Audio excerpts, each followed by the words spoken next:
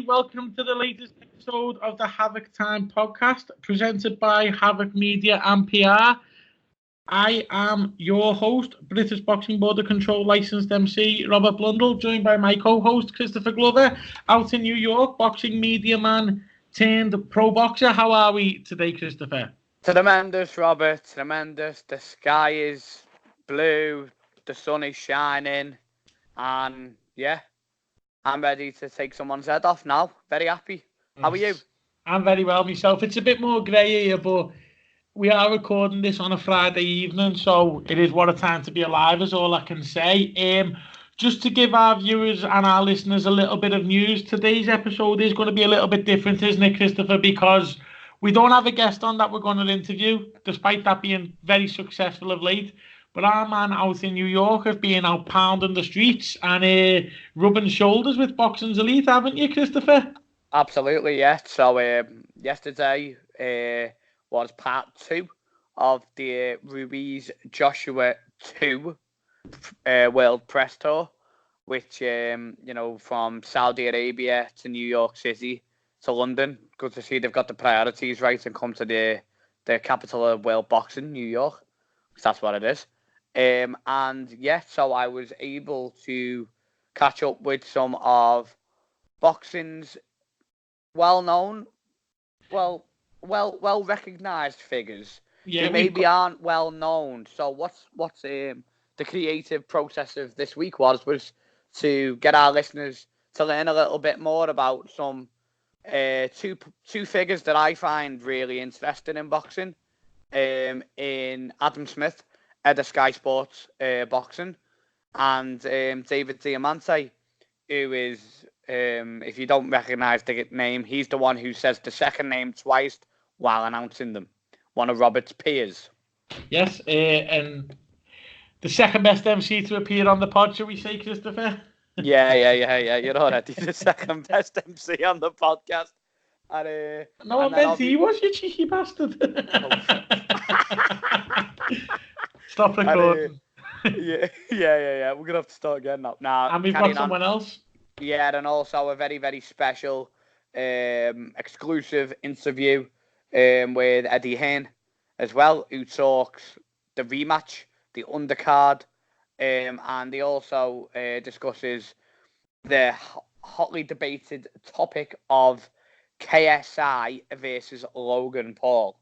Well, obviously, we don't want our podcast. One thing we want to say is we don't want to be one of these 3-hour podcasts. We're an hour or under if we can. So obviously, we don't want to go too much into detail about everything you've said to everyone. But let's have a little bit of a breakdown and an intro to everyone. So we can get straight into the interviews, into the meet, and leave our viewers to listen to the other fellas. So let's start. Which podcast are we gonna show first? We're gonna start with Adam Smith. So do you want to talk us just a little bit through what you and Adam discussed, and without spoiling it, and then we'll let the listeners listen to the interview, obviously. Well, Adam Smith has been, a mainstay of British boxing. Over here, people still call him the voice of British boxing, which you can, agree or disagree if he deserves that term. That's entirely up to yourself. But, I've always really respected Adam Smith. He loves boxing. So we discussed that, his love for boxing. We discussed AJ Ruiz. We discussed KSI Logan Paul and the possibilities of that head into Sky, and some of his tips for the top. I really wanted to not just focus this around the big things, but also try and bring in some news on the likes of the JD Next Gen shows, and I wanted to get Adam to talk about Adam's opinions on them. And to conclude, we discussed about those great nights that he's had over here with the likes of Naseem Hamed, and we actually discussed his relationship that he has with the Prince, which I was really enjoyed Adam's time, and I thank him for that. Yeah, one thing I would have to just add to that, if anyone hasn't had a chance, we're not plugging it and we're not on any sort of commission here, but I read Adam's book, Beautiful Brutality, And it's really, really interesting, Chris. If you haven't picked a copy up yet, mate, I can't recommend it highly enough. And he covers his relationship with Nas, and it's a great read for any of our listeners. That is our first boxing book recommendation. Maybe that's something else we can add to the show, Chris. Yeah. Well, we can talk about them all day. Like I'm not a reader, me. Despite writing for a living, I don't read very often. I don't really read boxing websites, if I'm being honest. But considering I put a lot of stuff on them, I don't actually read them. And then we moved on to the second best MC, David Diamanté. Give us a little bit of background of what he was like, and just because I met him at the Echo Arena show, but it was very, very briefly when Robbie Davis boxed a couple of weeks back. It was very brief I met him, so I don't really know the guy, in all honesty. So talk us through a little bit what he was like, and was he approachable, nice fella, knows his stuff? Well, I've spent a bit of time with David Diamanté over the past couple of weeks. Obviously, I have got a soft spot for matchroom sport. I like them all. I've never had a dislike for matchroom sport. I know some people criticise Eddie Hearn. I've always really enjoyed being in Eddie's company. And that extends to Frank Smith, good fella. And to, the press guy, Anthony Lever, and Dan Barnard, two great lads. So, I found David now works solely with Matchroom, as he reveals in the podcast, which is a bit of a spoiler, but, he explains why. We'll limit to that one spoiler. And he explains why. But also, David's very knowledgeable on boxing. It's quite scary how knowledgeable he actually is. He really does study the sport.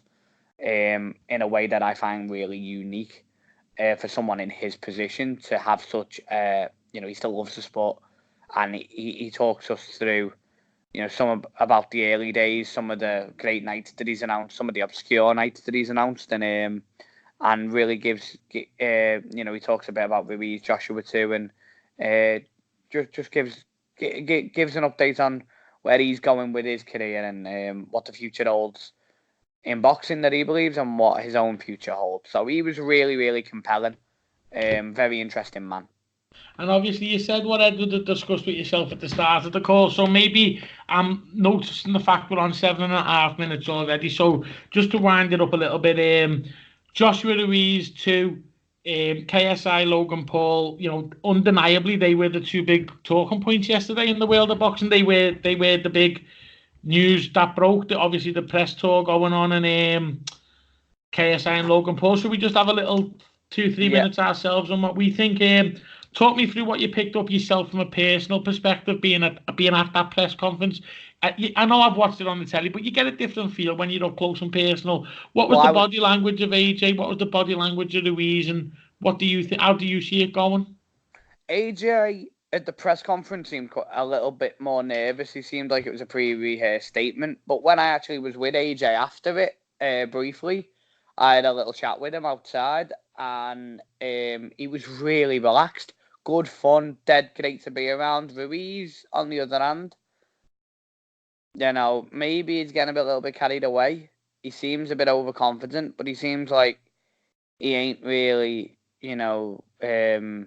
taking this too seriously, and he's really enjoying the new, the wealth and fame of being heavyweight champion of the world, and you understand that, but, is he going to be a Buster Douglas? I don't go and eat 18 million cheeseburgers.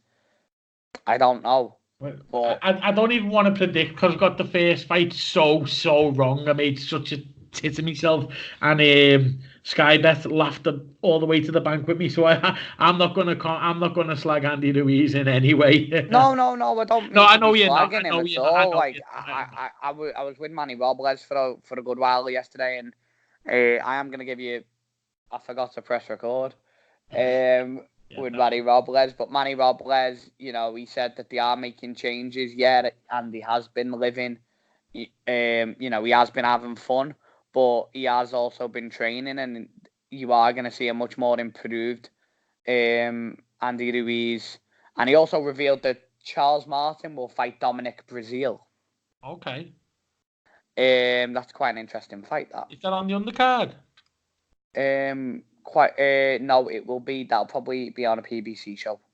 Interesting. I mean, whatever you think of Andy Ruiz, the fella can fight, can't he? His skill set, his hand speed, he's got the potential to do the exact same again. It's undeniable. Well, yeah, he has. And I was actually with his dad. I was with his dad and Andy O'Neill, the cut man. Big shout out to Andy O'Neill. And you know, these fighters are going nowhere until they get themselves a proper cut man. You know, me and him were actually in a boozer in New York the night before the fight with Andy Ruiz's alpha. Really, and, yeah. And a few pints had been sipped that night, and we both said that this isn't as straightforward and you know as people think it was, and we discussed with Ruiz's dad what they planned on doing, and he was really open about it, and you know they got it spot on. And also, I just wanted to add that I did catch up. Rob McCracken won't do interviews. Yeah. But he does give me time of day. He's always been very nice and pleasant to me. And we managed to... He gave us a bit of an update on two of Liverpool's rising amateur hopes, Peter and Joe McGrail. Yes. You know, so he said he's really confident that Peter will be qualifying for the Olympics. And he expects Peter to medal at the Olympics, and he's also got really high hopes for Joe McGrail. He expects to get on the squads eventually when he turns 18. Yeah. So there's a bit more news for you that was more off recording. Yeah. But yeah, the Ruiz seems very confident, maybe overconfident. Joshua seems very humbled by it, humbled by the experience, and he seems very, very focused as well from a professional standpoint. And I think, but also I think the media training come out of him a little bit yesterday. But I mean, off camera, he was a pleasure to be around. Very nice man. Obviously, we don't want to do no more spoilers. There's that way back again, but we will just run over quickly. KSI Paul Logan or Logan Paul. I'm not sure why he changed his name, but I mean, the first fight for me. Look, I have no problem with people wanting to spend their money on whatever they want to spend it on. And if they want to spend it on watching two YouTubers have a fight, let them, so be it. I have no problem with it. But from a personal perspective as a boxing fan, speaking purely as a fan here, I had no problem with it as an event. And I had no problem with it staying as a white-collar type event. I don't think it needed the tag of professional. I get what Eddie's saying, but I've never liked white-collar boxers not having head guards on or raw novices not having head guards on. That's just my personal opinion. For me, there was nothing wrong with what it was. They could have just done a rematch in a similar format out in the States. It is what it is. People are going to pay money to watch it, so be it. I understand some boxers out there when they say, you know, it's making a lot mockery of what they do, but unfortunately, I don't see it as taking food off their table, because just because people are buying tickets to Logan Paul and KSI, they wouldn't be buying the normal boxing tickets anyway. It's separate. That's my take on it. So no problem with the event. It sits a little uneasy with me. It's being marked as pro boxing, and they're gonna go in front of commissions and get licenses. Obviously, you discussed it in a lot more detail with a lot more powerful people than myself. But that's my take. What was yours? Do you know what? I actually don't mind the event. I have got better things to worry about in my life than two YouTubers having a fight. That's just the top and bottom of it. You know what I mean? I've got my own fights to worry about. I don't think it's a travesty towards boxing as a whole. I don't think it should be professional boxing, in honesty. That's my opinion. And I'm very happy with how this podcast has been going so far. Well, we're coming up to just 15 minutes, which is a little bit longer. But no, just to conclude on that. I think that it shouldn't be professional boxing, and I'm actually quite disappointed in the California State Athletic Commission, if I'm being honest, because California State Athletic Commission is similar to the New York Athletic Commission. They want blood and guts from you from day one. They literally match pros 50-50 from the outset. Okay, so you're not allowed, you sink or swim in states like California and New York. and when it comes to being a prospect. That's why a certain person is going down to Carolina to have a fight, because I understand that if you put me in with someone making the pro debut who just won 4 amateur titles, then I'm probably going to get smashed everywhere. And I am completely at ease and not in one bit deluded that wouldn't happen. It would. So that's how the New York Athletic Commission and the California Athletic Commission generally work. So I find it quite hypocritical that they're allowing 2 raw novices the chance to box professionally. I just think it's a bit of a shambles, to be honest. But money talks. But on the positive side, I'm really looking forward to the undercard, because hopefully it can generate a good bit of money. So I'm looking for hopefully see Billy Joe Saunders in a big fight, and honestly, I don't really care about the main event. It's just I actually went and people forget about this. I went to watch Andrew Flintoff box. No, I know, and I know you covered that with Eddie, so we won't go into too much more detail on it. But that undercard, Andrew Flintoff's co-main, the chief supporter of that fight was Denton Vassell versus Ronnie Heffron for the Commonwealth welterweight title, and it was an absolute barnstormer of a fight, won by Denton Vassell, and that was actually worth the price of the ticket alone. Yeah, Andrew Flintoff was just a laugh. That was funny, but that was a really good fight. So, hopefully this card does produce something. Right, we're on 16 minutes 30 seconds, Christopher. So we will take that as the intro. We will be back next week with a fantastic guest, and to all our listeners, please listen with our media man Christopher Glover, with Adam Smith, David Diamanté, and Edward Hearn. Thank you very much. Thank you very much. Thank you very much. Cheers.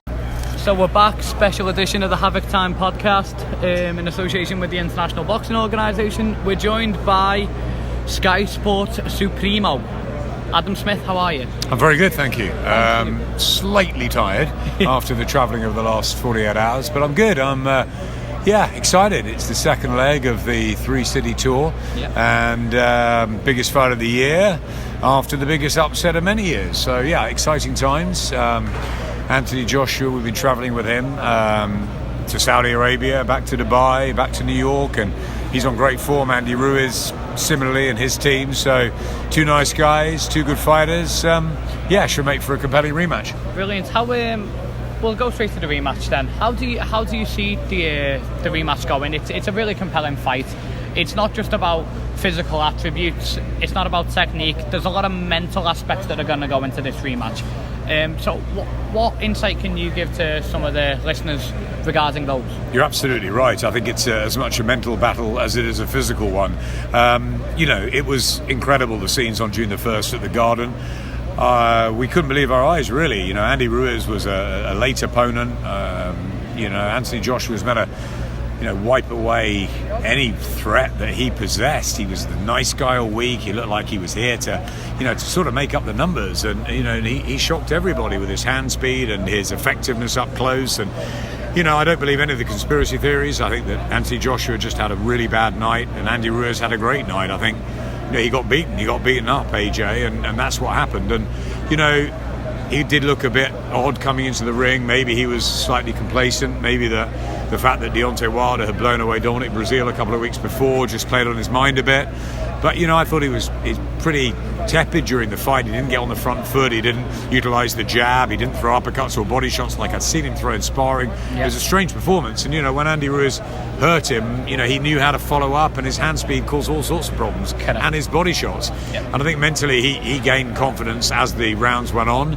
And what's really interesting now is that, rematches can go different ways, but when they're immediate rematches, they often go the same way. We look back at, Eubank and Ben, sorry, not Eubank and Ben. We look back at Eubank and Collins. When Eubank lost his world titles to Steve Collins, then the rematch, Collins outdid him again. Collins and Ben, 2 of those back to back, both went the same way, and probably more dramatically the second time. Tony Thompson beat David Price a couple of times. Tony Bellew, David Hay. Mike Tyson struggled with Evander Holyfield over 11 rounds and then did over the ear-biting one. So look, often if you go straight back in the ring with the same fighter, it's a difficult one. Not always. Lennox Lewis against Hasim Rahman, exactly revenge straight away. So I'd have maybe liked Anthony to have taken another fight, maybe to rebuild a bit of confidence. But look, he had no choice. He's a fighter. He wants to go in. He wants to regain his world titles. He could have been frozen out. They put the rematch clause in. They invoked that, and I think they've taken the fight, and they'll be confident they can right the wrong. What's he got to do? He's got to get behind his jab, behind his physical attributes.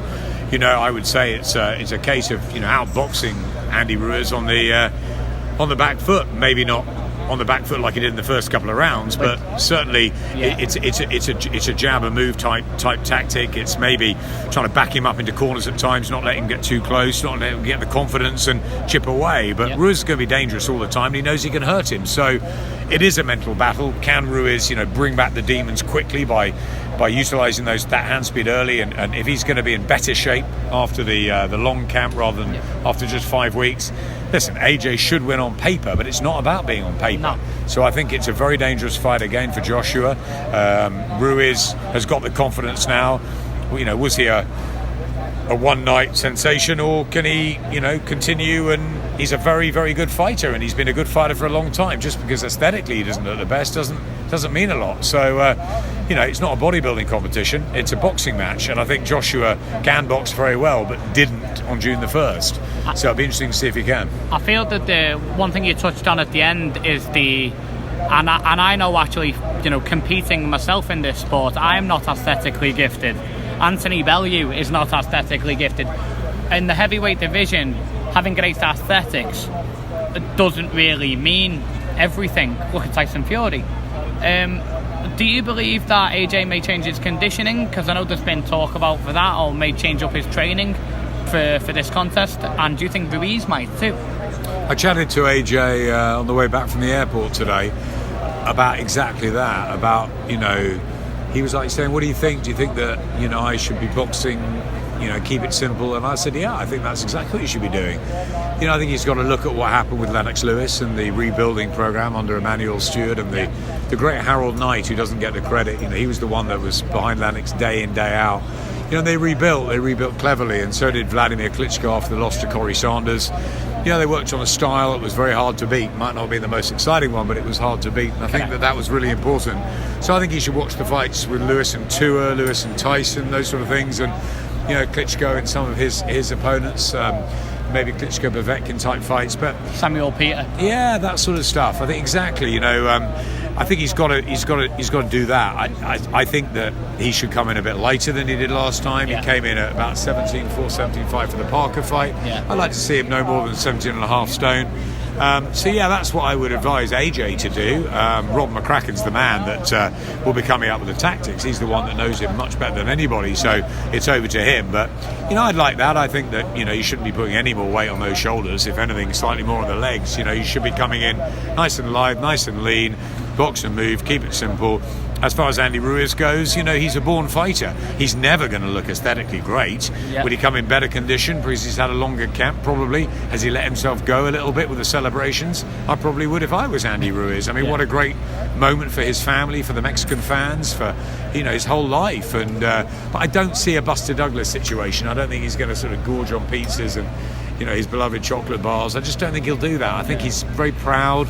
I think he'll go in. I think he'll give it his best again. Whether his best is good enough to do it a second time, we wait and see. It's fascinating. Thank you. Yeah, definitely. We're in New York City, and I recently I've watched it about 15 times, the documentary with Prince Naseem Hamed, and I know I wanted to ask you about Nas and your relationship with Nas, because every time you're in the press conferences, you always bring Nas up, and I know he was a superstar, but a lot of even the new media now won't remember Nas. Nas was around when I was a kid. I'm 26 now, but do you miss those days? And tell me about those days with Nas and coming over here and with Brendan and even post Brendan, towards the end. Talk to me about that. I do a bit, yeah. I mean, I love the days we've got now. I love working with Eddie Hearn. We've putting on amazing shows, big promotions around the world, and the UK scene has lit up in the last 7-8 years. But yeah, it was a special time with Naseem Hamed. We had a we had a relationship. I guess it was a little bit like Frank Bruno had with Harry Carpenter. I was a young reporter at the time. Naz was a young fighter. And, we did hundreds and hundreds of interviews. And, I probably haven't found as good an interviewee, as challenging an interviewee since Naz as I did until I met Conor McGregor. And Conor McGregor gave me that little bit of spice, that little bit of argumentative style bat that I used to have with Naz. It wasn't always pretty with Naz. We waited around for him for hours and hours. He wasn't always the best with the media. He'd leave us waiting. He'd laugh at us a bit. And there was one particularly bad time I had with him where there was some misunderstandings over an interview that we did, and we had a slight falling out. We rebuilt that and had to explain to him a little bit how TV worked, and we had a very, very intense relationship. I had a lot of time for Naz. I thought he was a one-off.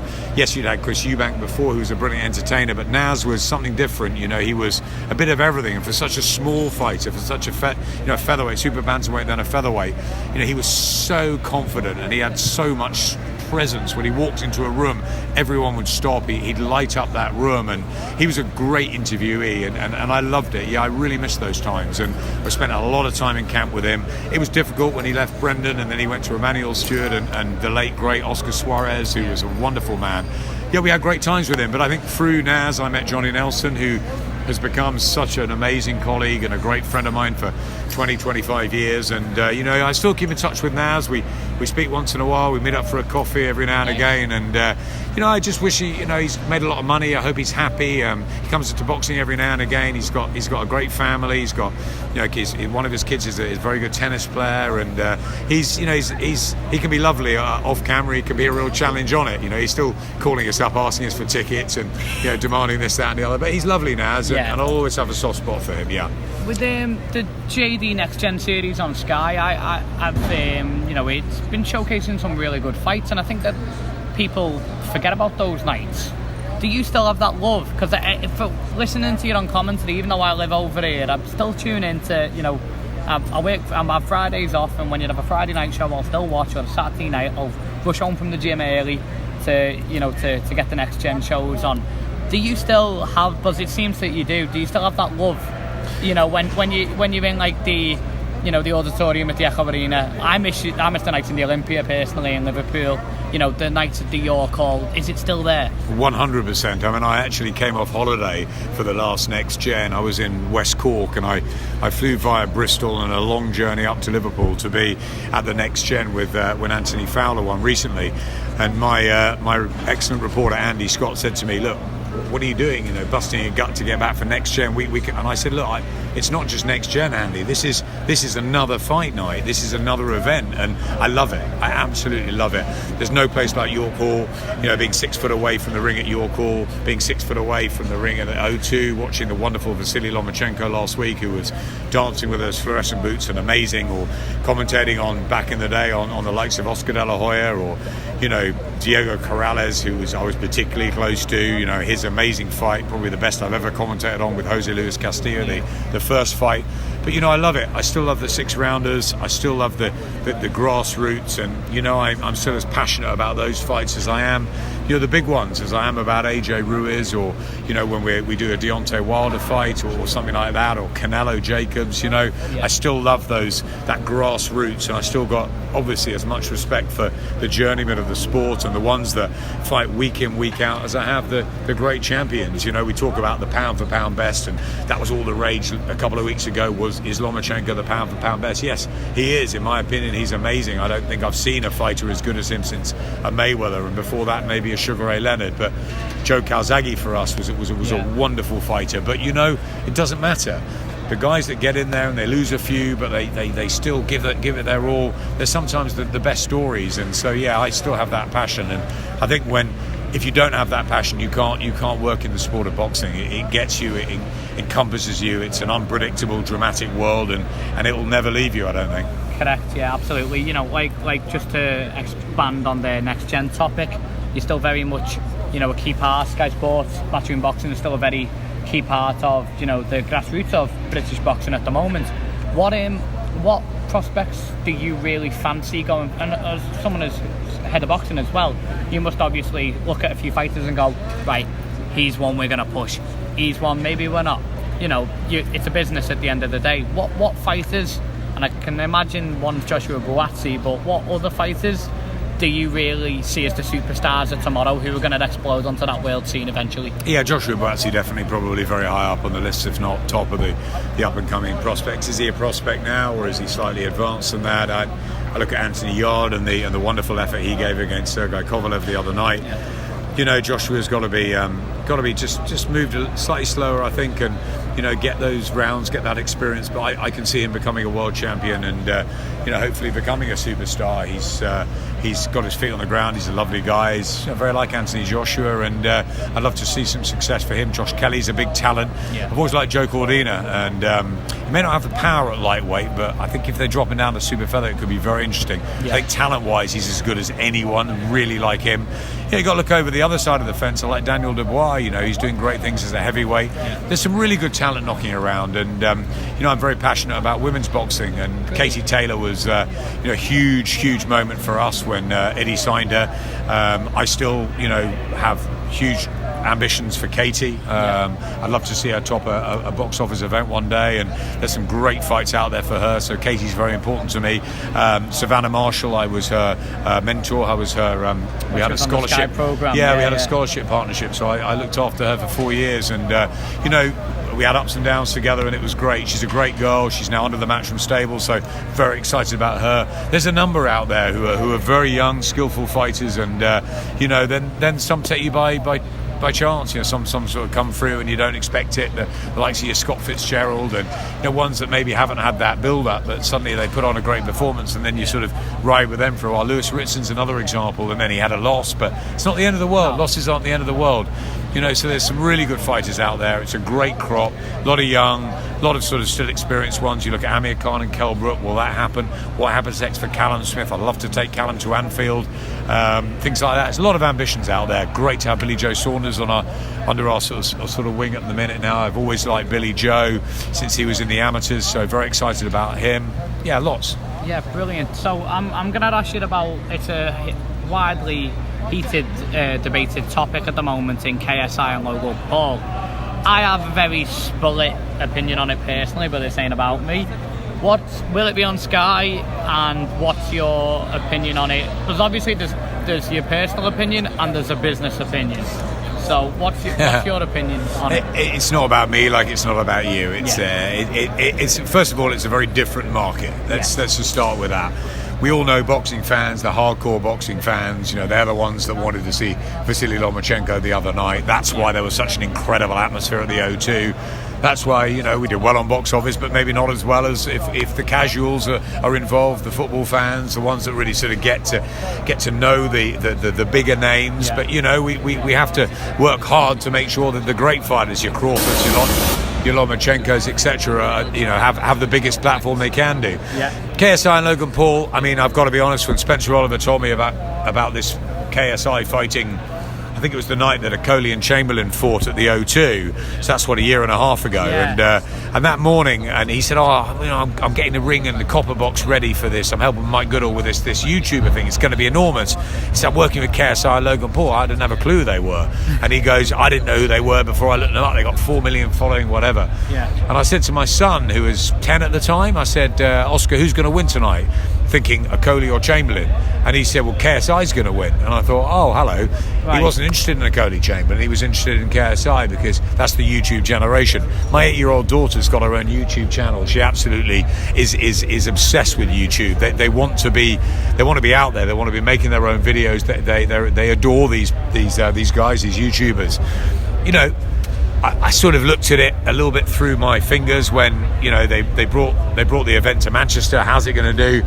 Eddie was like slagging it off, really. Yeah. But as a business, it was extremely successful. So obviously he's looked at it and he's sort of eaten humble pie and said, look, I want to get involved. I want to promote this because he's our partner, because Matchroom are partners. We've got to look very carefully at what we want to do with it. So we haven't decided yet how it's going to work, but we do know that there's going to be some big fighters on the card as well. It's not going to be just like this, an amateur event. The KSI Logan Paul is a professional event, and it's also going to have probably Billy Joe Saunders, Devin Haney, others on the card. Yeah. That's something that's going to be really appealing to fight fans, to true boxing fans, as well as the sort of YouTube brigade. So it might be an opportunity for the YouTubers, the young, to get really into boxing, and they look at KSI and Logan Paul, but they're actually watching some real quality. So it might be an opportunity to spread the sport, and that I'll be very interested in. But we're interested in anything that's slightly different. Look, we did Mayweather and McGregor, and look, a lot of people, had very strong opinions about that fight at the time. I always said it is what it is. It's a bit of theatre. I didn't think Conor McGregor was going to beat Floyd Mayweather, but I did think he was going to give us tremendous entertainment, and it was going to be a wonderful event, which is what it turned out to be. So if we look at it as an event and we treat it as such, there's no reason why we can't get interested in it behind it. Do I love it as a top fighting spectacle? No. Am I interested in it? Yes. Do I think the whole sort of move towards wanting to box as opposed to maybe wanting to play another sport is really fascinating? A lot of white collar, a lot of charity boxing, a lot of people getting into the gyms. It can only be good if millions and millions of YouTubers are tuning into a fight. So I think it's another one that's fascinating, and one we're keeping an eye on. My last question for you, I won't keep you too much longer, is you've been in broadcasting probably longer than I've been alive. I'm younger than you think. I'm only 26. But you've had some really special nights, like you said, Naseem Hamed, Ricky Hatton, Anthony Bellew, I'd say. Tony Bellew's had some great nights as well, Goodison Park.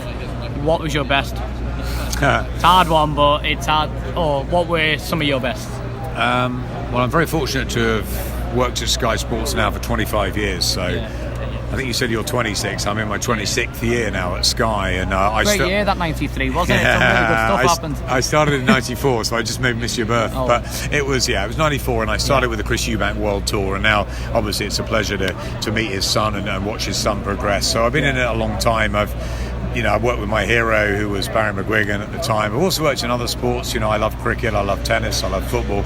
There's something about boxing that has just, gripped me for a long time because of the drama and the unpredictability. Great nights that stand out. I would say Mill Street for Eubank and Collins is one. I'd say Frank Bruno winning the world heavyweight title at the fourth attempt against Oliver McCall.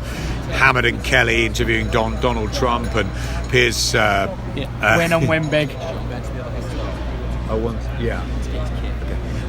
Piers Brosnan and others, and working with the late John McCreary, great guy at ringside for Hamed, following the likes of Roy Jones, Oscar De La Hoya, Diego Corrales, wonderful fighters over this side of the pond, following a lot of Lennox's career, was brilliant in camp with him.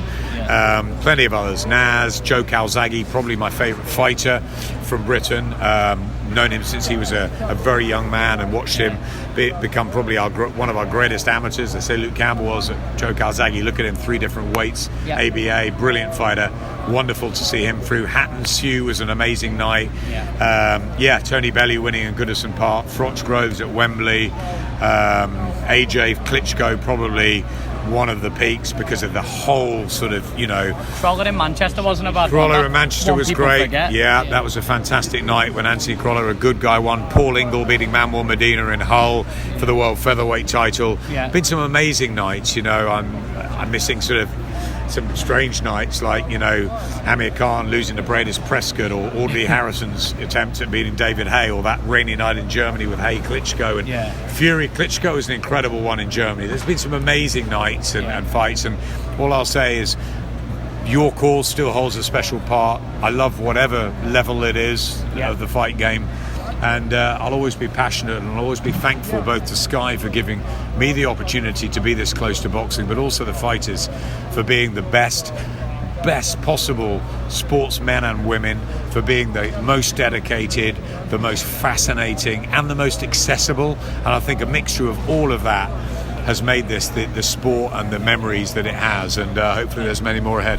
Well, brilliant, Adam. I just want to say really thanks a lot for your time. Thanks for coming on the Havoc Time Podcast. It's new, but I'm trying to get, you're in good company. We've had a little bit with Eddie. We've had Richard Comey, IBF World Lightweight Champion. Good fighter. I'd love to see him fight Lomachenko. I think that's going to happen in the future. And we've had, obviously, me business partner, my uncle, me dad, Andre Rozier. So we're really going places. But it's been great for you to share your stories and your predictions for the future. And thank you once more. Wish you well. Thanks a lot. Mate. Cheers. Thank you. Okay, so we're back on the Havoc Time special from Ruiz Joshua press tour. I'm joined now by the man, the myth, the legend. Not a lot of people know that much about this guy personally, but everyone knows who he is. David Diamanté, how are you? I'm great. Nice to see you. Yeah, we're here at the Capitale for the Clash on the Dunes World Press Tour. Andy Ruiz, Anthony Joshua 2, heavyweight championship of the world. Brilliant. So we'll get started with this fight. Firstly, Yeah. It's a fantastic contest. It was originally, I think, it was more the casual fans who wrote it off as a contest. Talk to us about, because you're very knowledgeable on boxing, and people may not know that, but I was so taken aback by how knowledgeable you are and how much you study the sport. So from a technical aspect, talk to me about the first fight and what changes you think may come in the second fight. I gotta say, I think Joshua has a very tough test. Speed kills, man, and Andy Ruiz it's just a tough matchup for Joshua. Ruiz has very fast hands. I think his feet are definitely faster than what people think they are. And I think that Joshua's going to have to keep his jab out there. I mean, just straight double jab, right hand, double jab, right hand. I think keep it a little bit boring, but he's going to have to throw that jab stiff. He's got to put that in Ruiz's nose. He's got to put it in his face, because Ruiz pushed him back in the first fight. Ruiz doesn't like to be pushed back. He doesn't like to be bullied. So he was trying, and he did that to Anthony Joshua. So Joshua's got to change that. He can't get pushed around by Ruiz this time.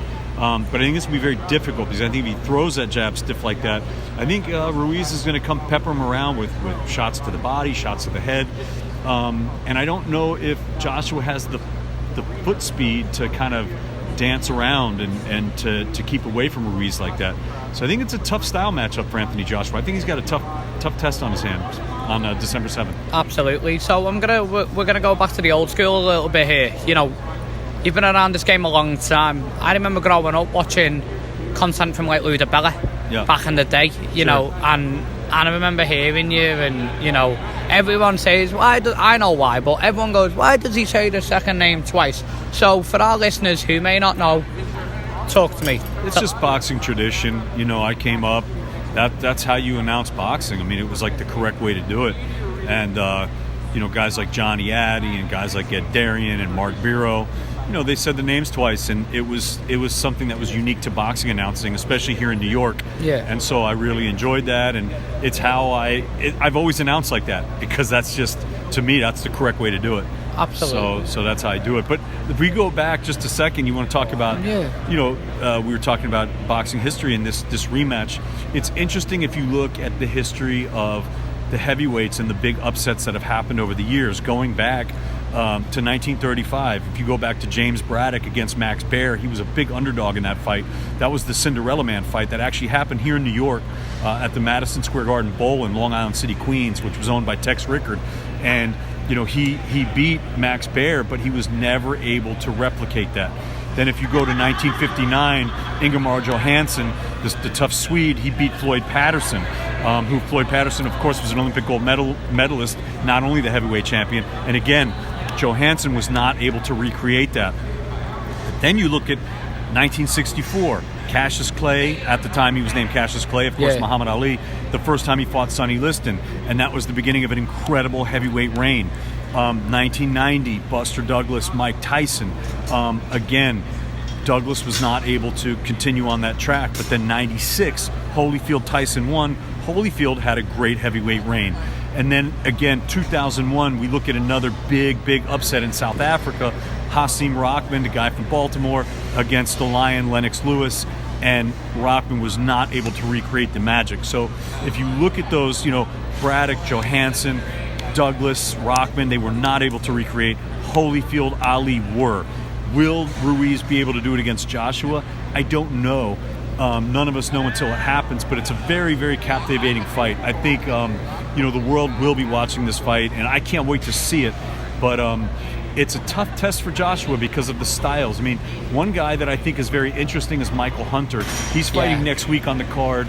Kuzmin. He's fighting Sergey Kuzmin at the Garden on the undercard of the Haney Abdullayev fight, and Heather Hardy and Serrano. Yeah. But I'll say this: Mike Hunter beat Ruiz in the amateurs. Yeah. And I think Hunter and Ruiz is a very interesting matchup. I don't know if they're on the same level now. I feel Ruiz probably a bit ahead. Yeah. Well, he might be, but we'll see. But he did beat him in the amateurs. He got the nod. That's an interesting fight. But again, it's about styles. Yeah. Doesn't mean that if Joshua doesn't come out ahead in this, that he doesn't have doesn't have a great fight with some other big heavyweights out there. I think he still has a great career ahead of him.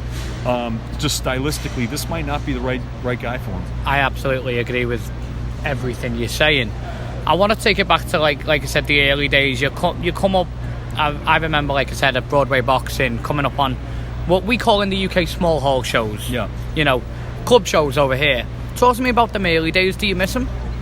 I mean, do I miss them in what way? I mean, look, I still go to small shows. I only announce Matchroom now. Yeah. But I still support boxing on all levels. And yeah, I mean, look, I made great friends, not just with the fighters and the trainers, but the cutmen, the cornermen, the timekeeper, the refs, the judges, the doctors, the people that worked at the venues, the security people. We just all very friendly, and it was like a family, So I still am very close to a lot of those people, and I still see them quite a bit. So, but I love doing the big shows too. It's great. Yeah, you right now British, you're always well known over here, but now the British audiences are seeing much more of you. You're now a permanent figure in the British market. How has your experience been so far announcing in the UK? Oh, it is unbelievable, because for me, the British fans support their charges so well, and they're knowledgeable fight fans. So they're really passionate, they're super knowledgeable, and they, like, even for open workouts and for weigh-ins, there's people hanging off the rafters. I mean, we just did the fight last week, Lomachenko and Campbell, and we did the workout in London at Spitalfields Market. Yeah. I mean, you couldn't move in there. It was unbelievable. We did the open workout at York Hall, and you couldn't move. There were so many people, just unbelievable crowds. Oh, it's a ton of fun. And what I love is that the UK fans, they study the sport, so they appreciate it, and of course I do too. So I see eye to eye with them a lot on a lot of things. You've got obviously, I think people can understand what I said initially about your knowledge on the sport.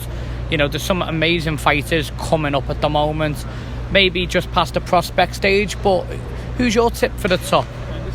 Well, I think there's a lot of great guys coming out, but if you take a look, I mean, Joshua Buatsi has to be there at 175. The guy from Croydon, undefeated, just defended his WBA international strap for the fourth time. Yes. On Saturday at the O2, and there's so many young guys coming up. Of course, Josh Kelly, Pretty Boy Kelly from Sunderland. He was looking great. He had a tough outing at the Garden. But Shakram Giyasov just had a really big win in Hermosillo, Mexico. Yeah. On this card coming up, we had MJ Murajan Akhmadaliev, the Uzbek Olympian. He was going to be fighting Danny Roman for his unified title. So he's a great prospect coming up. There's a lot of good guys out there doing a lot of big stuff. So, keep your eyes peeled for these young up-and-coming fighters. You're a Brooklyn native, aren't you? I was born in Baltimore, actually, but I've been in Brooklyn for many years. But you've been in Brooklyn for years, My family's all from here, but I was born in Baltimore. All right, but you've been in, like you said, you've been in Brooklyn for years. Talk to me about the current state of Brooklyn boxing. Well, it's funny. I'm never here anymore, man. I'm on the road all the time, so I don't really know what's going on now. But when I left a couple of years ago, this is the thing about Brooklyn. Brooklyn is the fourth largest city in the United States by itself. There's a massive population here, so what I feel like the fighters from New York have a leg up on and a hand up is we are such a diverse population that you're fighting Dominicans, Puerto Ricans, Mexicans, Ukrainians, Italians, Irish, Jews. You're fighting Poles, you're fighting Colombians, you're fighting Trinis, you're fighting everybody. Yeah. We've got everybody here, and people from all over the world have different styles. So when you come up in New York, you end up fighting people with all kinds of different fight styles, and that's great, because that's really what you want. You want to get that that pedigree. So when you get into the ring and get in those deep waters, you've seen this kind of stuff before, and you know how to react, and you know how to make the correct adjustments. And I think that's one of the things that's great about the New York fighters, is they do have that depth of field of opponents. It also makes it harder. It makes it harder to rise to the top. Yeah. From the wheat to separate from the chaff. It's more difficult. That's why a certain person's running down to Carolina to box in 2 weeks, because they didn't fancy me chances up here. No, that's being honest, because you go down to Carolina to fight, and you're going to get a certain level of opponent. If you're starting from the ground up in New York, the athletic commission, as you know, they don't let you cut corners. No. You don't get journeyman. You're pretty much evenly matched from day one. And that goes even to the small shows in like the Amazora nightclub, the King's Theatre. Absolutely. And that's a beautiful thing, really. It is about Brooklyn boxing. If you can make it here, and New York boxing, if you can make it here, you can make it anywhere. Yeah. Well, I do think, though, it's changed a bit. I mean, it is not the days of old. Yeah. I think that especially like Manhattan, I mean, it's like you don't, boxing is a hunger sport, and in New York there's you got to have a lot of money to live here now. So it's a different demographic. Yeah. But Brooklyn still has a lot of diverse population. Yeah. But New York on a whole is not the same that it used to be, but nowhere is really. Yeah. But I agree. I mean, you need the right sparring, you need the right opponents. Yeah, exactly. So, just moving onwards quickly, you've announced some names in your time. I always think, when I think of you, it's common to our listeners know, but Paulie Malignaggi is a very, very close friend of mine. Sure. And when I think about Paulie's coming up, I always think about you, because you were there a lot of the times, with Broadway boxing, and I think of Broadway boxing and stuff, and, Paulie's rise. But who's been your favourite fighter to announce? And what's the most memorable night you've had announcing? Oh God, that's hard one. That tough to say.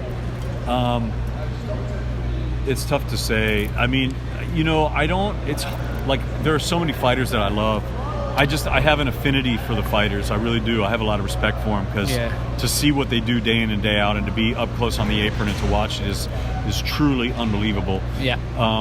I would say there's not really a favorite. I mean, even event. I mean, there's been some amazing events, huge world title fights, unification fights. I mean, Usyk Gassiev in Moscow for the unified cruiserweight championship of the world, all the belts on the line. Yeah. Manchester with George Groves against Chris Eubank Jr. That place was lit. Groves at Wembley, that was unbelievable. Usyk versus Briedis in Latvia. I mean, the whole country was there. It was unreal. There's been some amazing fights. I mean, we just did the fight a few weeks ago in Hermosillo with Juan Francisco Estrada and Dwayne Beeman. It was the largest crowd ever in Hermosillo for a fight. Yeah. It was maniacal. But then there's been these like small local fights here in Brooklyn where the crowd's just out of control, and they're all supporting their charges. And it's an Albanian versus this guy and that guy, and these guys are in the ring. I mean, there's so much excitement, and I just love it. I really, it's hard to say the best of the best, but there's been a lot of big nights, I mean, look, one of the biggest fights I got, back in the day was Victor Ortiz and Andre Berto for the WBC welterweight championship. That was a great fight, and hey, thank you, buddy. So, Mayweather there and 50 Cent there, and to all these people there, and it's just there's been so many great nights in the sport, and boxing's given me so much. I am so grateful to the sport. It's I just can't tell you. Brilliant. And one last question, because I don't want to keep you too long, but there's a lot of ifs, buts and maybe fights that could happen, should happen, may happen. Name me 3 fights that you want to see. Maybe not before the year's out, but before 2020's out. Oh, it's really easy. I mean, first of all, I could tell you 100, but the top 3, I want to see this. I want to see Ruiz Joshua. Can't wait for this. I would love to see Errol Spence, Terrence Crawford, which is probably a really, everyone wants to see that, but there's a reason. I mean, 147 is a glamour division in the sport, and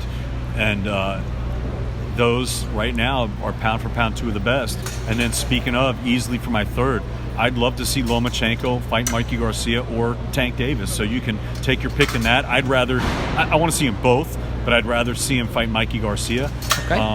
but I'd like to see them both. So I love all those fights,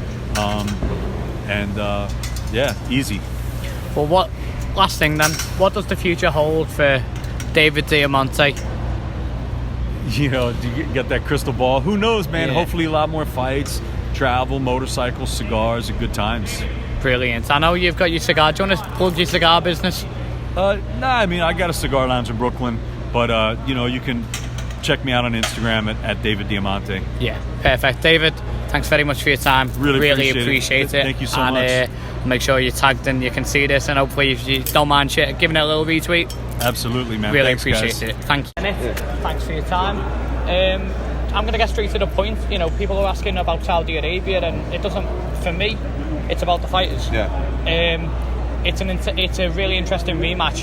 How do you see the rematch going, and what changes do you think AJ's going to bring in the rematch stylistically and training wise prior to it? I think stylistically and mentally there's got to be a lot of changes. I think he wasn't up for the fight. Like, he had no feeling for the fight. He really wanted to do damage to Jarrell Miller.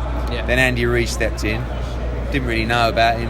Yeah. Seemed like a nice guy, and then went in there and just thought that he could bulldoze him. Nearly did, and then got hit by a shot he never recovered from. Yeah. So, but he didn't box great even in the early rounds, and he knows that. So Yes. he needs to make sure. I've never seen him this focused before, probably since the Klitschko fight, Yeah. where it's the first time where no one's talking about what's next.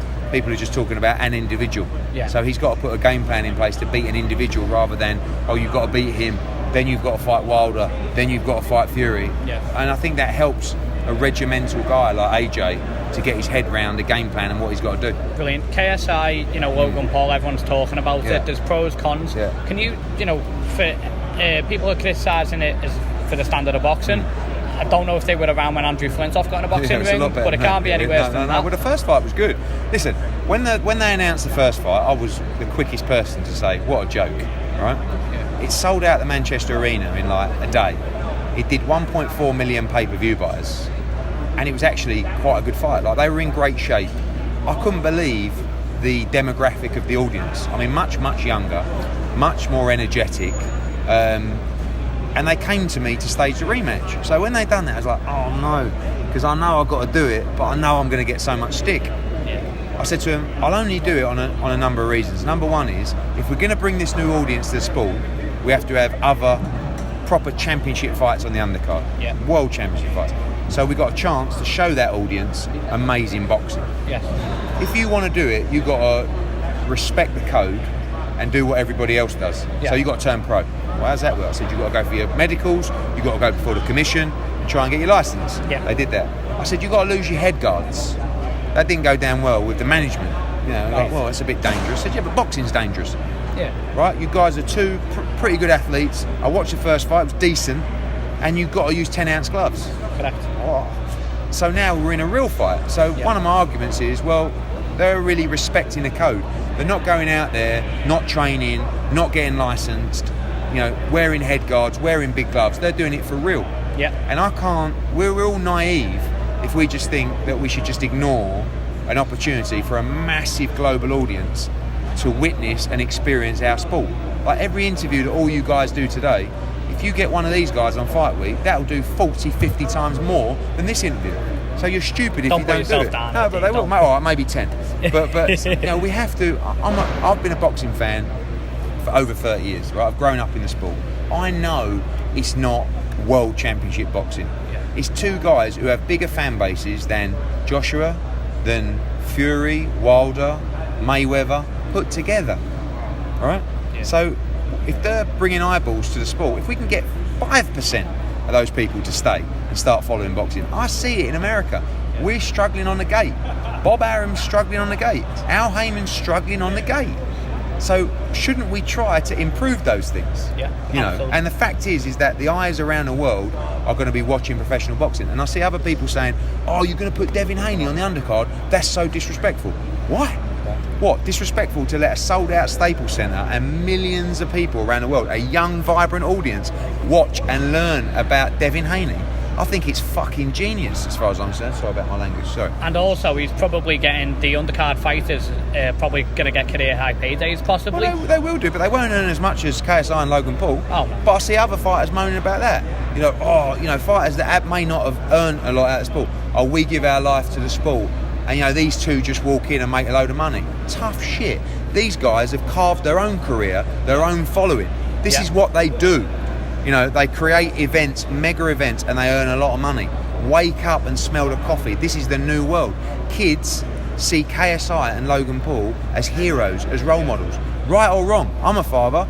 I don't really want my kids want to be like Logan Paul necessarily, but it's there, it exists. Yeah. So whereas a hero of the past might be, an American football player, this is the new generation. This is what they watch. This is how they digest content.